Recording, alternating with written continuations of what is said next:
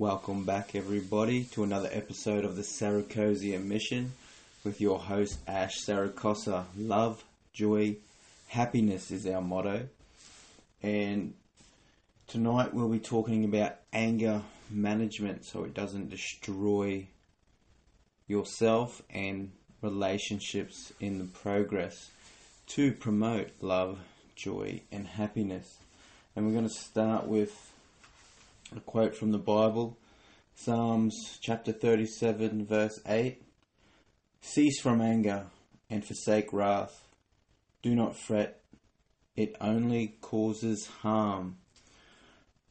I think we can all go through a time in our life where our anger has only caused harm. And it hurts. It hurts you. It hurts the person you're being angry to. And it is not needed. Well, harsh words are not needed. And so we need to understand how to control your anger, or it will control you. So, you need to control your anger by all means necessary. I'm not saying don't be angry. I'm saying do not project that anger in a harsh way to people or anyone. Really, there's ways to cease from being harsh to another person. And let's all be honest, anger is a very powerful emotion when not controlled. And as we've seen in life, in history, in relationships of any kind, it can be destructive. It causes wars. It causes family breakups. It causes relationship breakdowns. And some people, it causes themselves to deconstruct. So anger that's not controlled can destroy a lot of good in life, as you can see all around the world, especially when you turn on the news. And it can break up families because anger, not controlled, does and will eventually lead to hate. And hate is not a good thing for your mind, body, or soul, because we want to try and produce love, joy, and happiness as the overall outcome of life. I think we can all agree that we all want to experience love, joy, happiness every day and not feel the vigorous strains of life and stress and trauma getting in the way of love, joy, and happiness. Trauma is a big part, I believe, a very big part of anger. I know my childhood was littered with trauma, especially from my father, who was a very angry and abusive man. And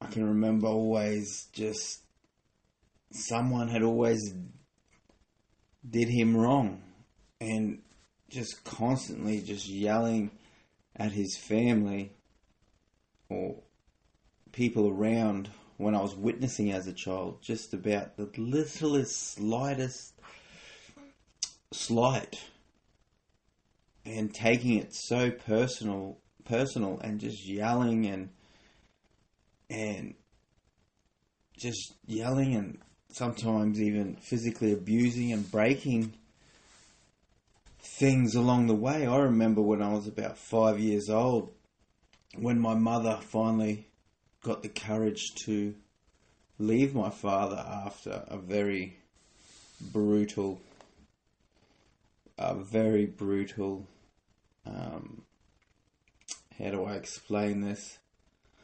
A very brutal scene that happened in the house, and she finally built up the courage to leave this man. And after that, when he would come over, I just remember him yelling at the top of his voice, on drugs and alcohol, but yelling at the top of his voice, just screaming outside, and anything that was outside got smashed and broke. I remember looking out the window and just him booting the pot plants we had out the front, these big pot plants, and just smashing all of them to smithereens. And, as I got older, he was an angry man. So and I'll give a lot of my story up during this whole process of the Saracosian mission, but, all anger started with me at a very early age, witnessing it. And so trauma for me, childhood trauma, has definitely played a big part in my anger levels throughout my years. And I hate arguments, but to not have an argument, I would get angry to try and stop it and use similar harsh words my father would use. And so I'll always regret that. And the other night I was talking about you need to forgive yourself as well in relationships for things you have done. And so this is a big part for me in my life, to try and forgive myself for my part to play in relationship breakdowns. And so we have to understand our trauma and not blame people, and just inward meditate on why you were like that. See a psychiatrist. If you don't like psychiatrists, meditate and do it yourself. Go for long walks in nature, along the beach, and just internally think about why you're like that. And if you come across negative thoughts that are just getting too draining and too stressful, which we're going to talk about in a second, turn those negative thoughts, so you don't overly stress out, into grateful outcomes on what you can achieve and what you are looking at. So, like if you're going for a walk on the beach, just take your mind for a second off those negative thoughts and just put your feet in the water, feel it wash over, sit down in the sand, be a kid for a second and dig a hole. But, don't let it consume you or control you. Start to learn how to control your inner negative thoughts through the process of being grateful for the little things. And so we'll come to stress, because stress plays a big part in anger, and by not letting out stress in a healthy way does lead to resentment and all kinds of things, all kinds of different situations, whether it's work related, relationship related, family related, or just the grinding of life, of paying bills and paying bills constantly, and seeming like you're not getting ahead. And so, stress can build up and be very explosive and harsh to the loved ones, even though it's not directed at them. It ends up coming out on our loved ones, this anger, through stress. And I think we can all admit we've done that at one time or another. And sometimes it feels like the person is not hearing you. And so the stress builds up, the negative feelings, and it seems like you cannot let it go. So you constantly start arguments, and more arguments and more arguments lead to harsh words, more harsh words, and very harsh words. And that's what we want to refrain from, is harsh words. We want to communicate effectively on why you are angry instead of just lashing out. Because as we know, like I said before, look at all the wars in the world from the beginning of time until now.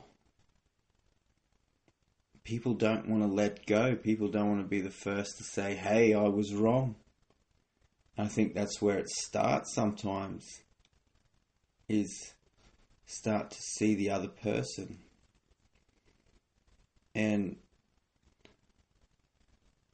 I truly believe, after inward thinking on this journey I've been going on since my family breakdown, every time I was angry, I was actually hurting inside. And so now I've started to realise when someone is angry, they are actually hurt. And this is the way they're getting it out. Because at a young age, unless you had a very good family structure, no one teaches us how to, or tells us how anger and hurt are one of the same thing. You get the natural person very odd natural person that just knows that they're hurting, and they're not going to portray that anger on someone else. But what I've witnessed in life is majority of the people are, when they're hurt, they will lash out in some way instead of communicating effectively. And so anger in relationships can cause communication breakdown, loss of self, and resentment. And once communication breakdown happens and the negativity sets in, you start to lose a piece by piece of yourself. I think we can all agree on that if we've ever gone down that road. I know I can. For the last few years, that's definitely what happened to me. I thought I wasn't being heard. My partner thought she wasn't being heard. And instead of communicating effectively, we started to resent each other. And I think we both lost ourselves in the process. And so, and the forgiveness for myself is, I forgive her with all my heart, but I'm finding it hard to forgive myself, which is a process I'm still going through. And that's why I'm making this podcast is to help other people in their journey in life and their journey. And the more I talk to people and the more I go, because I've only started going to church this year, everyone's having the same problems. And so I've really taken on a mission to read as much as I can. And I've always studied ancient philosophy. And so when I started reading the Bible, which is an ancient philosophy as well as the Word of God, it really puts it into perspective once you start to read it properly and get your wisdom up, is you need to treat other people as you wish to be treated. And that's pretty much the bottom line. So we need to communicate effectively when we're down and out, and try and have a community to help with the burdens of life. And please, everyone that is listening, do not use harsh words on anyone. Words, they will destroy all that is good in a person. I think we can all admit those harsh words can spiral into negativity and start to believe those words, and it's not right. And once you start to believe that and understand that, I'm pretty sure within yourself you can run through a list of harsh words people have said to you that you can't let go of. And so we have to start to remember harsh words are just no good, and we have to treat other people as we wish to be treated. Now, in Ephesians chapter 4, verse 26 to 27 is a very great quote. It says, "Be angry and do not sin. Do not let the sun go down on your wrath, nor give place to the devil." So it says to be angry. It just says, this is my thoughts, everyone. It says to be angry and do not sin. So don't use harsh words. Don't use violence. But when you are angry, don't let the sun go down when you're angry. Or else, if you do that, I believe hate will set in. And that's where the resentment and the loss of self happens, which us Christians call it the devil, which it is. The devil's entering your very soul. And so we have to understand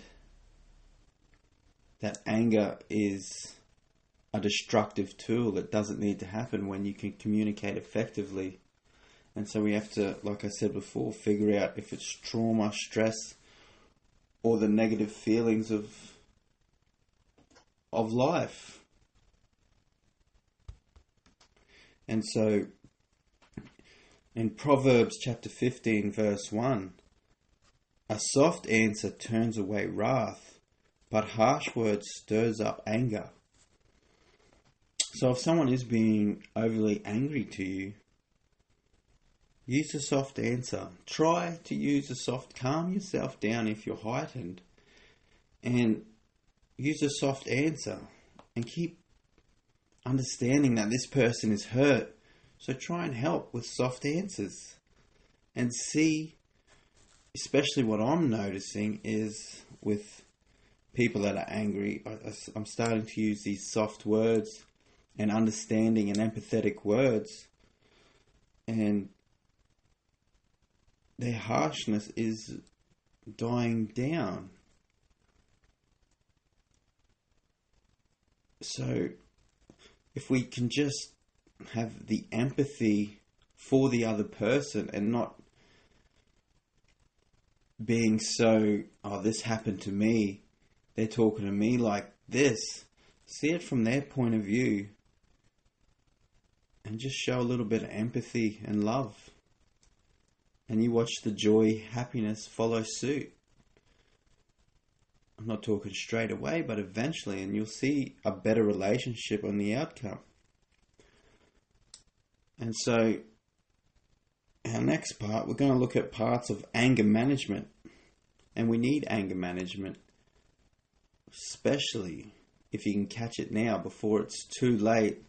If you're starting to notice relationship breakdown, like I said, whether it's at work, family, a relationship, even your children.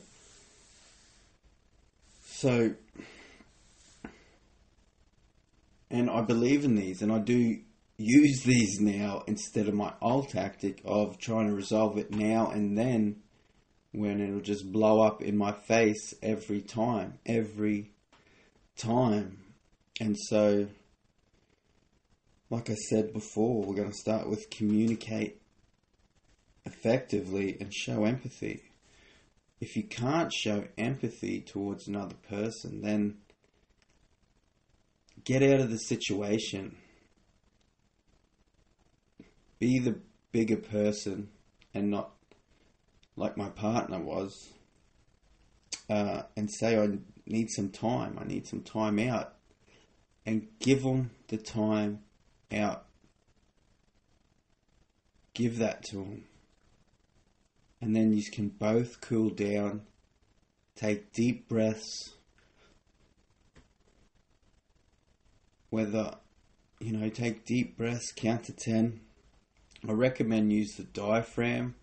I've read this multiple times on a lot of articles and I've used it. And the diaphragm seems to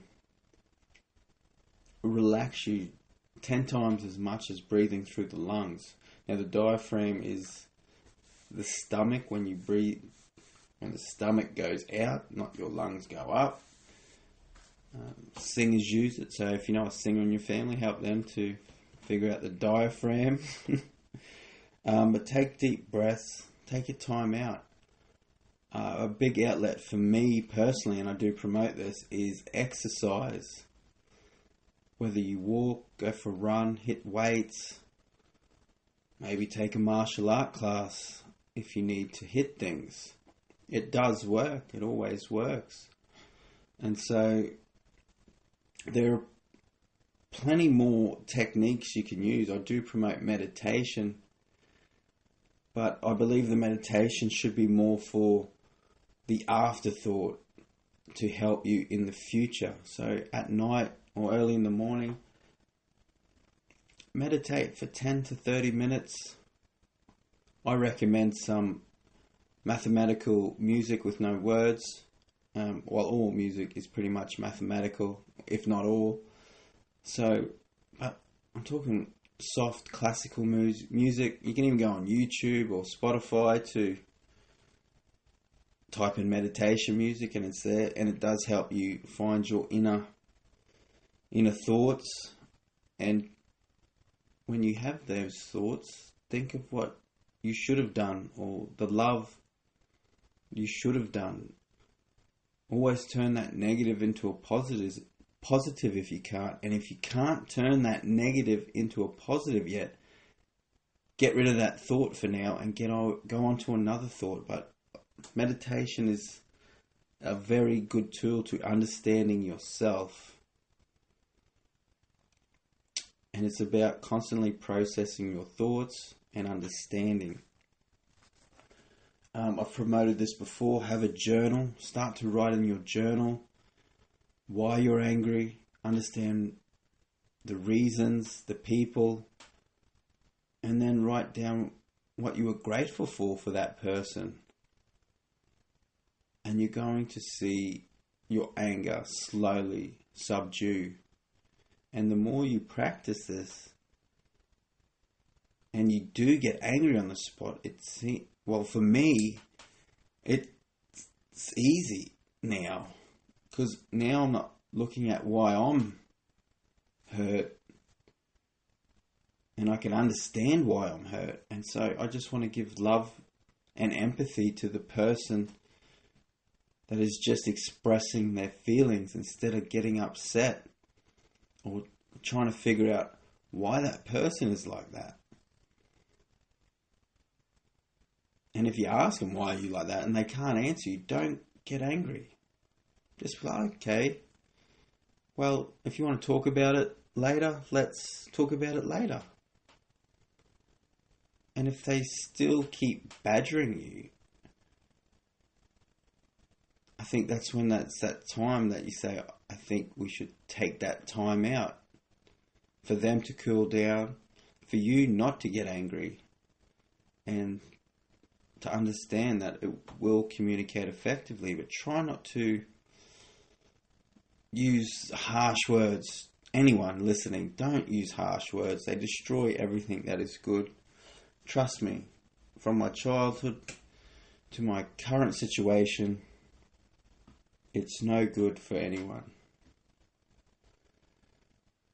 And so, in James chapter 1, verse 19 to 20, so then, my beloved brethren, let every man be swift to hear, slow to speak, slow to wrath, for wrath of a man does not produce the righteousness of God.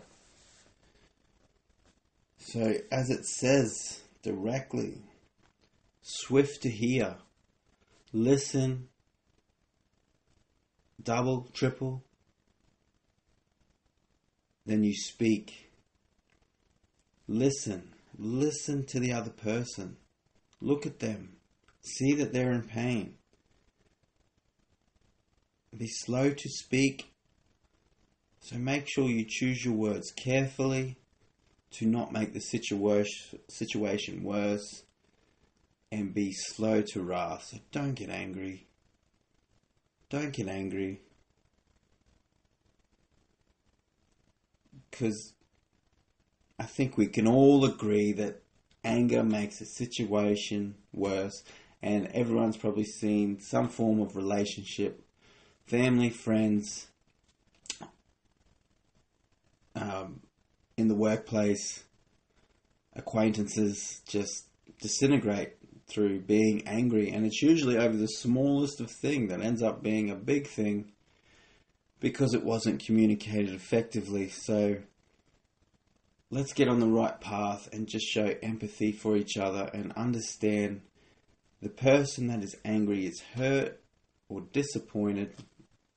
I believe hurt is the right word here for something that's happened.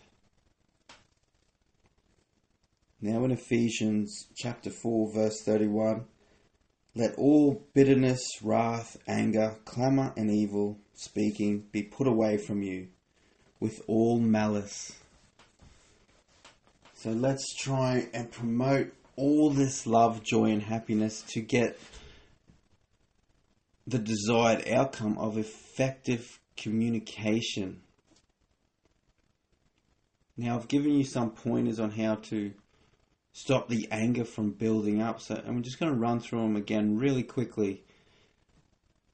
I recommend get a journal. Get a journal. Go old school and get a journal and write your thoughts down. Start writing your thoughts down. Start to, in that journal, at the end of it, if you don't want a journal, write down literally what you're grateful for. Here's some of mine. My son, my mother, being alive, fruit trees, flowers, my son's smile,